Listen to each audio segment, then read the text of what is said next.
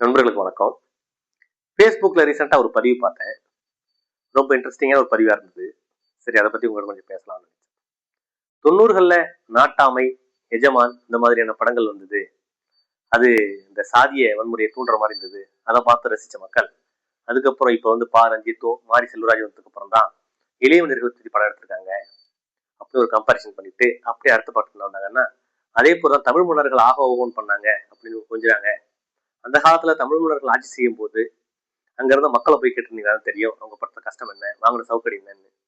Right, இது வரையும் correct தான். அப்படின்னா இந்த காலத்துல இருக்கிற மக்கள் மட்டும் ரொம்ப சந்தோஷமா வாழ்றாங்களா? இந்த காலத்துல நிறுவனங்கள்ல ரொம்ப கரெக்டான வேலை நேரத்துலயும் சரியான கூலியை கொடுக்குறாங்களா?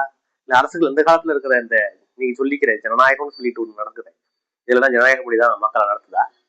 இப்ப வந்து நாட்டுல பாலாரும் தேனாலும் பொங்கி ஓடுதா? அந்த காலத்து தமிழ் நடத்தும் போது ஆட்சி சரியில்லாதங்கிறது நீங்க 1000 வருஷத்துக்கு முன்னாடி போய் பாத்தீங்கன்னா, இப்ப நடக்கிற அவங்களை பத்தியில படம் எடுக்கணும். அதை பத்தி சொல்லுங்கன்னா அப்ப இல்லையே, வசதியார் மட்டும் மறந்துட்டு அந்த பதிவு இருந்தது.